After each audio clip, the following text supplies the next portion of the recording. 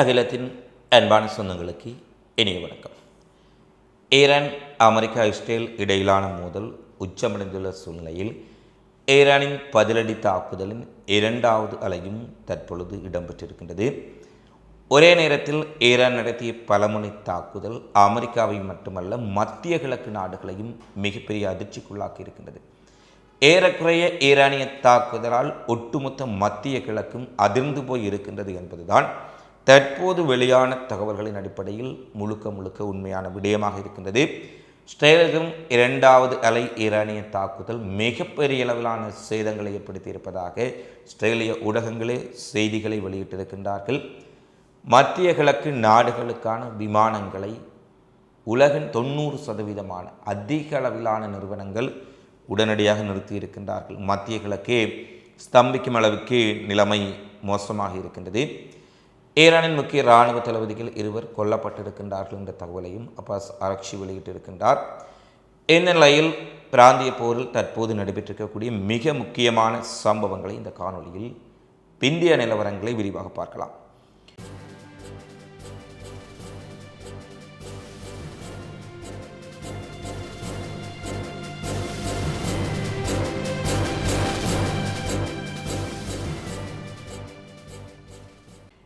Iran, America இடையிலான மோதலில் அமெரிக்க இஸ்ரேலிய கூட்டுப்படைகள் நடத்திய விமான தாக்குதலில் ஈரானில் இருக்கக்கூடிய ஒரு பெண்கள் பள்ளி இலக்கு வைத்து இஸ்ரேல் அமெரிக்க படைகளால் தாக்கப்பட்டதில் 51 குழந்தைகள் கொல்லப்பட்டிருக்கின்றார்கள் மற்றும் 60 மாணவர்கள் காயமடைந்திருக்கின்றார்கள்.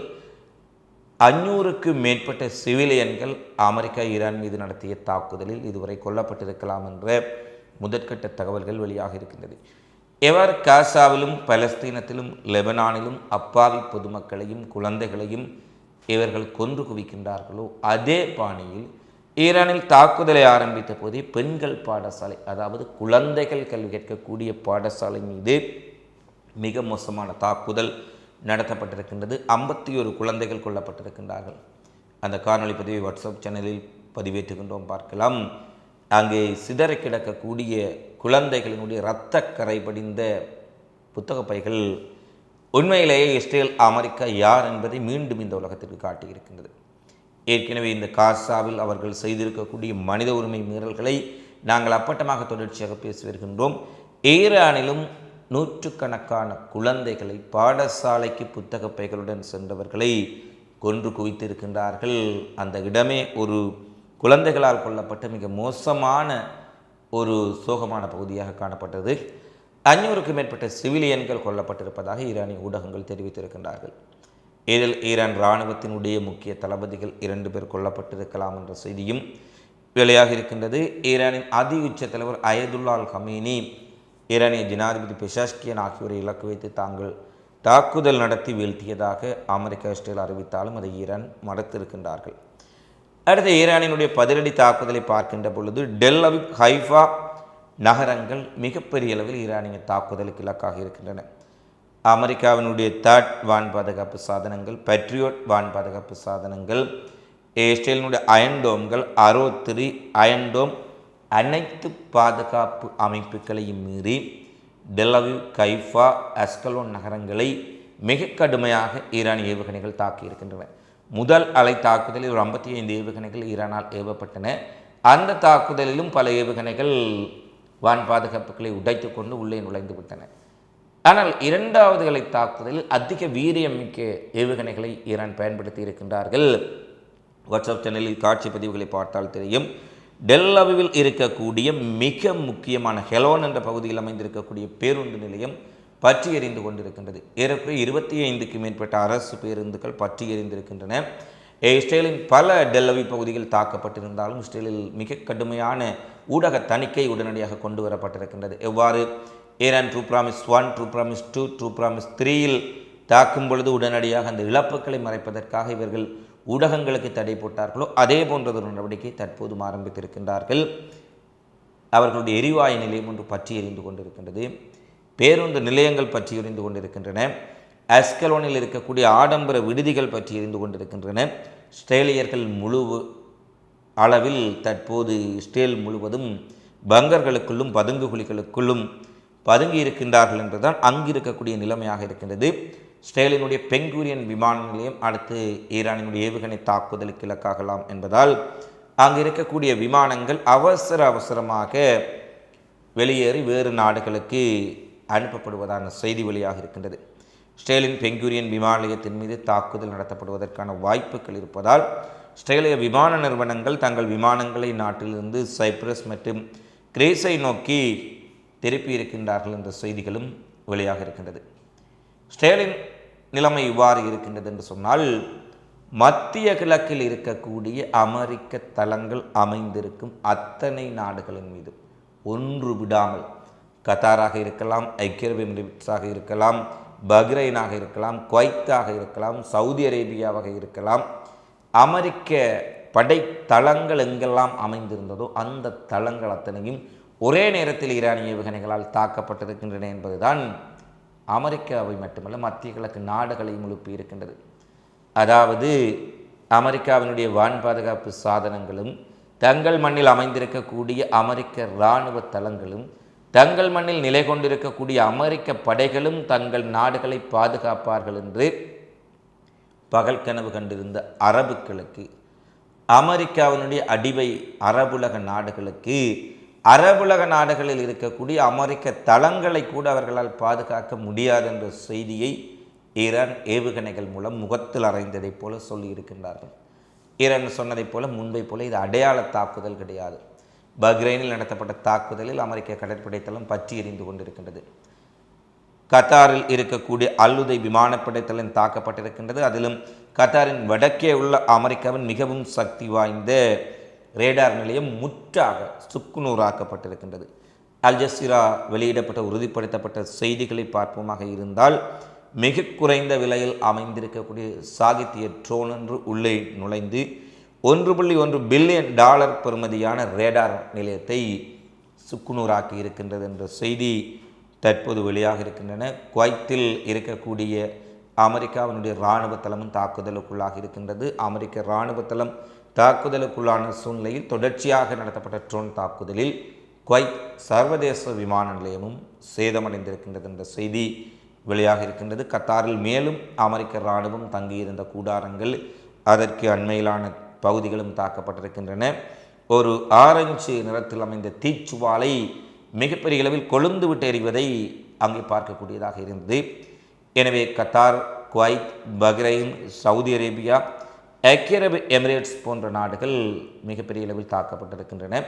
அதிலும் ஐக்கிய அரபு எமிரேட்ஸில் அமெரிக்க இராணுவ தளங்களை தாக்கியது மட்டுமல்லாமல் ஈரான் ஐக்கிய அரபு எமிரேட்ஸின் பொருளாதார மையம் என்று சொல்லக்கூடிய ஒரு பகுதிக்குள்ளும் 2-3 ஏவுகணைகளை அனுப்பியிருக்கின்றார்கள். அங்கு இருக்கக்கூடிய ஆடம்பர விடுதிகள் பற்றி எறியக்கூடிய காட்சிகள் வெளியாக இருக்கின்றன.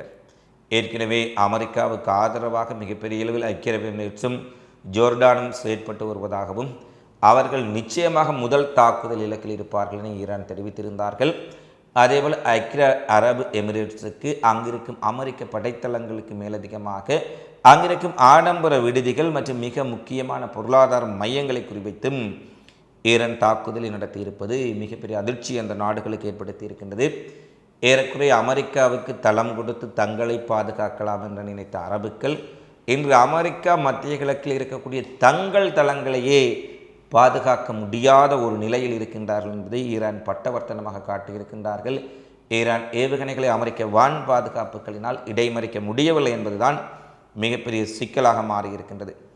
அடுத்து மத்திய கிழக்கு நாடுகளில் உள்ள இலக்குகள் மற்றும் அந்த வான்பரப்பை பயன்படுத்தி மேற்கொள்ளப்படும் விமான பயணங்களை அனைத்து நாடுகளும் நிறுத்தி இருக்கின்றார்கள். இந்தியா, இலங்கை, பாகிஸ்தான், ஆசிய நாடுகள், ஐரோப்பிய நாடுகள், அனைத்து நாடுகளும் மத்திய கிழக்கு நாடுகளுக்கான விமான சேவைகள் நிறுத்தப்பட்டிருக்கின்றன. அதாவது மத்திய கிழக்கு நாடுகளுக்கு யாரும் பயணம் செய்ய வேண்டாம். மத்திய கிழக்கு நாடுகளிலிருந்தும் சுற்றுலா பயணிகளாக மத்திய கிழக்கு நாடுகளுக்கு சென்றவர்களும் மீண்டும் திரும்பி சொந்த நாட்டுக்கு வர முடியாமல் சிக்கியிருக்கின்றார்கள். துபாயை எடுத்துக்கொண்டால் துபாயில் இருக்கக்கூடிய அத்தனை விமான நிலையங்களும் இன்று திடீரென உடனடியாக மூடப்பட்டிருக்கின்றன. துபாய்க்கு சுற்றுலா பயணிகளாக சென்ற லட்சக்கணக்கானவர்கள் விமான நிலையங்களில் இருந்து மிகவும் அல்லோலகல்லோலப்படக்கூடிய காட்சிகளும் அவர்கள் அவசரமாக திரும்பி ஹோட்டல்களுக்கு செல்லக்கூடிய காட்சிகளும் வெளியாக இருந்தன.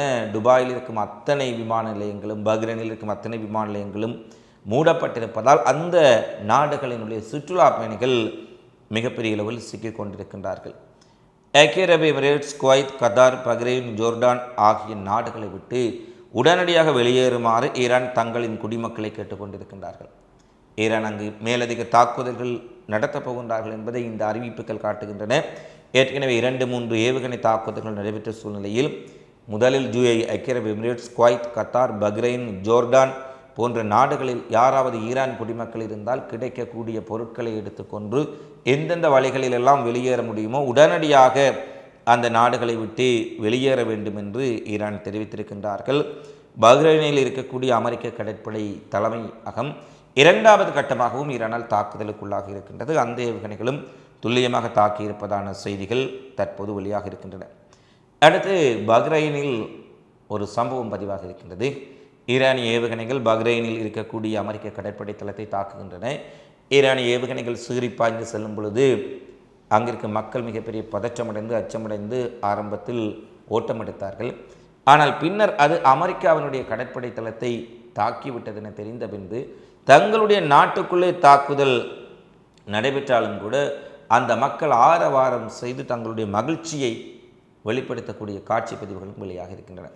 அங்கிருக்கும் ஆட்சியாளர்கள் எவ்வளவுதான் அமெரிக்காவுக்கும் இஸ்ரேலுக்கும் அடிமைகளாக இருந்தாலும் கூட அந்த நாட்டினுடைய மக்கள் தங்கள் மகிழ்ச்சியை அந்த நாடுகளின் மீது நடத்தப்பட்ட தாக்குதலில் வெளிப்படுத்தி இருப்பதை கண்கூடாக பார்க்கக்கூடியதாக இருக்கின்றது. துபாய் மட்டுமல்ல, அடுத்து வரும் மணி நேரங்களில் சவுதி அரேபியா, கத்தார், குவைத் போன்ற நாடுகளின் அனைத்து விமான நிலையங்களும் செயல்பாடுகளை நிறுத்தலாம் என்ற செய்தி வழியாக இருக்கின்றன. இஸ்ரேல் தங்களுடைய வான்பரப்பை முற்றாக மூடியிருக்கின்றார்கள். ஈரான் தங்கள் வான்பரப்பை மூடியிருக்கின்றார்கள். குவைத் மூடியிருக்கின்றார்கள். ஏறக்குறைய மத்திய கிழக்கு ஸ்தம்பிதம் அடைந்திருக்கின்றது என்பதுதான் தற்போதுள்ள நிலைமை. பாலஸ்தீனர்கள் படுகொலை செய்யப்படும் போதும் குழந்தைகள் கொல்லப்படும் பொழுதும் அங்கு வந்த அமெரிக்க அதிபருக்கு சிவப்பு கம்பளம் கொடுத்து வரவேற்றார்களே கத்தாரினுடைய மன்னர், சவுதி அரேபியாவினுடைய மன்னர், ஐக்கிய அரபு எமிரேட்ஸினுடைய மன்னர், ஏனைய ஆட்சி தலைவர்கள் எல்லாம் அமெரிக்க அதிபருக்கு செங்கம்பளம் கொடுத்து வரவேற்றார்கள். இன்று அந்த நாடுகள் முடங்கி போயிருக்கின்றன, தாக்கப்பட்டு கொண்டிருக்கின்றன. அந்த நாட்டினுடைய மக்கள் ஈரானிய ஏவுகணைகள் எப்போது தாக்கும் என்று அச்சப்பட்டு கொண்டிருக்கின்றார்கள். இவர்கள் அமெரிக்காவுக்கு சேவகம் செய்வதாக நினைத்து தங்களுடைய நாட்டை எவ்வளவு பெரிய ஆபத்துக்குள் கொண்டு வந்திருக்கின்றார்கள் என்பதை இந்த சம்பவங்கள் தெளிவாக காட்டியிருக்கின்றன. அடுத்து ஈரானுடைய வெளியுறவுத்துறை அமைச்சர் அப்பாஸ் அரக்ஷி, எமது அதிகாரிகளும் தலைவர்களும் பாதுகாப்பாக இருக்கின்றார்கள். எனினும் ஒரு சில முக்கிய தளபதிகளை நாங்கள் இழந்திருக்கின்றோம் என்பது உண்மைதான். ஆனால் சில தளபதிகளை இழந்து விடுவதால் ஈரானின் உடைய தாக்குதல் வேகமும் ஈரானிய மக்களினுடைய கொள்கை உறுதிப்பாடும் ஒருபோதும் மாறப்போவதில்லை. எதிரிகளுக்கு தக்க பாடம் புகட்டும் வரை ஈரான் குடிமக்கள் தாக்குதலை தொடர்வார்கள் என்று அப்பாஸ் அரக்ஷி தெரிவித்திருக்கின்றார். ஈரானின் உச்சத்தலைவர் அயதுல்லா அல் கமேனி பெஷாஷ்கியான் இலக்கு வைக்கி படுகொலை செய்யப்பட்டிருப்பதாக இஸ்ரேலிய ஊடகங்கள் தொடர்ச்சியாக செய்திகளை வெளியிட்டு வந்தாலும் அப்பாஸ் அரக்ஷி அதை மறுத்திருக்கின்றார் என்பதும் குறிப்பிடத்தக்கது. ஈரானில் உளவு தாக்குதல்கள் 500க்கும் மேற்பட்டவர்கள் கொல்லப்பட்டிருக்கின்றார்கள். பல பகுதிகளில் நூற்றுக்கணக்கான அமெரிக்க இஸ்ரேலிய விமானங்கள் தாக்குதல் நடத்துகின்ற போது அந்த தாக்குதல் நடைபெற்று சில மணி நேரங்களின் பின்னர் ஈரானுக்கு ஆதரவாக மக்கள் வீதிகளில் இறங்கி ஈரான் இஸ்லாமிய குடியரசுக்கு ஆதரவாகவும் அடிமையாக இருப்பதை விட போரிட்டு வென்று காட்டுவோம் என்றும் ஆவேசத்துடன் தங்கள் கருத்துக்களை பதிவு செய்திருக்கின்றார்கள். எவ்வளவு ஓர்மமிக்க மக்கள் என்று பார்க்கின்ற பொழுது நிச்சயமாக அதிசயமாக இருக்கின்றது. நூற்றுக்கணக்கான விமானங்களை கொன்று மிகப்பெரிய நாடுகள் தாக்குகின்றன. அங்கு நூற்றுக்கணக்கான மக்கள் கொல்லப்படுகின்றார்கள். ஆனால் அடுத்த நொடியே வீதிக்கு வந்து தங்கள் விமான தாக்குதல் அச்சத்தையும் பொருட்படுத்தாமல் இந்த நாட்டை பாதுகாப்பதற்காக நாங்கள் போருக்கு தயாராக இருக்கின்றோம் என்று அந்த மக்கள் ஆவேசத்துடன் கூறுகின்றார்கள். ஈரான் முழுவதும் ஒரு போர் முழக்கம். அமெரிக்காவினுடைய கொட்டத்திற்கு பதிலடி கொடுக்க வேண்டும், என்ன நடைபெற்றாலும் நாங்கள் எதிரியை திருப்பி தாக்க வேண்டும் என்பதில் ஈரான் முழுமையாக ஒன்றிணைந்திருக்கின்றது என்பதை தெளிவாக பார்க்கக்கூடியதாக இருக்கின்றது. இங்கிலாந்தினுடைய பிரதமர் ஸ்டார்மர் அவசரமாக ஒரு ஊடக சந்திப்பை நடத்தி ஈரான் தாக்குதலுக்கும் எங்களுக்கும் எந்த விதமான சம்பந்தமும் இல்லை என்றும் அமெரிக்கா இஸ்ரேலுக்கு பிரிட்டன் துணை போகாது என்பதையும் மறைமுகமாக தெரிவித்திருக்கின்றார். அதாவது மத்திய கிழக்கு நாடுகளில் இருக்கக்கூடிய அமெரிக்க தளங்கள் மீது ஈரான் நடத்திய ஏவுகணை தாக்குதலை பார்த்தவுடன் பிரிட்டன் எங்களுக்கும் இதற்கும் எந்த சம்பந்தமும் இல்லை, நாங்கள் தள்ளி நிற்கின்றோம் என்று குறிப்பிட்டிருக்கின்றார்கள். சீனா, ரஷ்யா அவசர ஐநா பாதுகாப்பு கவுன்சில் கூட்டத்திற்கு அழைப்பு விடுத்திருக்கின்றார்கள். பாகிஸ்தானில் மக்கள் ஈரான் மீதான அமெரிக்க தாக்குதலை கண்டித்து மிகப்பெரிய அளவில் வீதிக்கு வந்து போராட்டத்தை நடத்தி இருக்கின்றார்கள். ஆப்கானிஸ்தானிலும் அமெரிக்காவுக்கு எதிராக மிகப்பெரிய அளவில் கோஷங்கள் எழுப்பப்பட்டிருக்கின்றன. மத்திய கிழக்கு நாடுகள் ஒருபுறம் பதற்றத்தில் இருக்க, மத்திய கிழக்கு நாடுகளில் பணிபுரிவதற்காக சென்றவர்களும் மிகப்பெரிய ஆபத்தில் சிக்கியிருப்பதால் அவர்களுடைய குடும்பங்களும் மிக மிக சிக்கலான ஒரு எதிர்பார்ப்பில் தற்போது வந்திருக்கின்றார்கள். இந்தியா, இலங்கை, பிற நாடுகளில் இருந்து மத்திய கிழக்கு நாடுகளுக்கு தொழிலாளர்களாக சென்ற உறவினர்கள் தொடர்பு கொள்வதற்கு அந்தந்த நாட்டின் தூதரகங்கள் விசேட இலக்கங்களை தற்போது வெளியிட்டிருக்கின்றார்கள்.